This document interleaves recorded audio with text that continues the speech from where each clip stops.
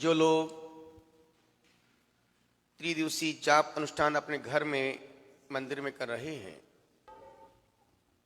लक्ष्मी महामंत्र का जाप बहुत अच्छा। आप जितने मन से उस मंत्र का जाप करेंगे, जो भी आप जाप कर रहे हैं, जहां से भी लोग कर रहे हैं, आप जितने मन से जाप करेंगे, क्योंकि कुछ पर्व, कुछ नक्षत्र, कुछ दिन ऐसे होते हैं जिनका महत्व हर दिनों से हटके होता है। यदि वही काम आप रूटीन में करें तो मज़ा नहीं आएगा। जैसे 6 दिन आप यूँ निकलते, जब जैसे रविवार आता है आपके दिन में एक नई ऊर्जा का संचार होता है, एक शरीर में सिहरन सी आती है, शरीर में एक नया करंट आता है। रुचिता, आज रविवार की आज तो निवेदन कर रहा हूँ, उसी प्रकार से जब कभी कोई पर्व, त्योहार, उत्सव, अच्छी तिथियां आती हैं, यदि उन अच्छे नक्षत्रों में, अच्छी तिथियों में, अच्छे पर्वों में यदि हम कोई भी अनुष्ठान, जाप, मंत्र, पूजा पाठ जो भी करते हैं, उसका फल उसमें 1000 गुना और ज्यादा बढ़ जाता है। तो कल जिन्होंने जिस मंत्र की जाप की हो, घंटागण महावीर की, लक्ष्मी महामंत्र की, नमोकार महामंत्र की, जो भी जाप किया हो, कल 40 माला थी, आज की 42 माला होंगी और कल होगी 43 माला। तो आप शाम तक आज की 42 माला, चूंकि उस समय बाद चतुर्दशी लग जाएगी, तो धनतेरस, चतुर्दशी और अमावस, और 15 तारीख की माला आपको 10 बजे तक पूरी कंप्लीट कर लेने का है। और 10 जब माला कंप्लीट हो जाए तो आप उसके बाद उसका छोटा सा हवन कर सकते हैं। आप लवंग अपने पास रखिएगा, कपूर रखिएगा, थोड़ी सी दशांग धूम 100 ग्राम मंगा लीजिएगा। गिरी गोले को 2 पार्ट करके उसमें कपूर डाल दीजिएगा या फिर नीचे धूप रख दीजिएगा, और 100 गिनती की 115 लवंग लीजिएगा।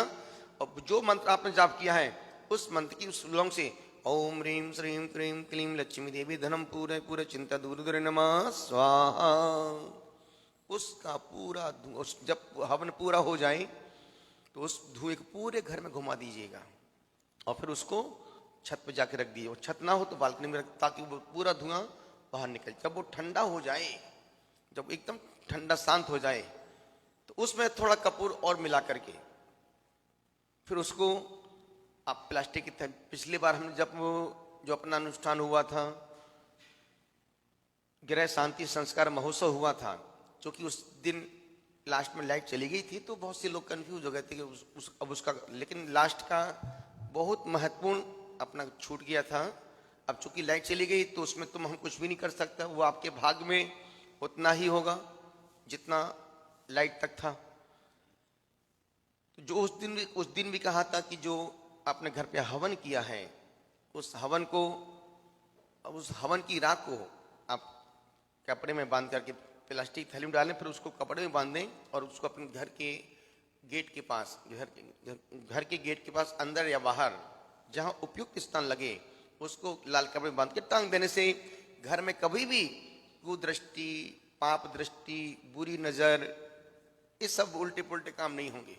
और जब भी आप उसके नीचे से निकलेंगे तो आप यदि आप घर में अंदर जा रहे हैं, यदि कोई कुदृष्टि, बुरी नजर, पाप दृष्टि यदि कुछ भी होगी तो वो उस चीज को एब्जॉर्ब करेगी। क्यों? हमने वो पूरी विधि क्रियाओं सत मंत्र सहित उस मंत्र का अनुष्ठान किया था जो अति मंत्रित है। यदि हम उसकी राख को ताबीज भर के देते तो लोगों का कल्याण हो जाए। वही ताबीज में लोग भर के देते क्या है, हवन किया, उसमें एक लौंग डाली, उसकी थोड़ा राख डाल दी, अब उसको गले में डालने से अब कभी कोई रात में डर नहीं लगेगा। जो बच्चे टॉयलेट करते हैं वो टॉयलेट नहीं कर पाएंगे। तो बहुत सी चीजें, उन विकृतियों को हम उन चीजों से दूर कर सकते हैं। और होता क्या है, उस चीज से विल पावर बढ़ता है, मन स्ट्रांग हो जाता है। तो जो आप इस अनुष्ठान का हवन करें, आप इस छोटी सी पोटली बनाएं।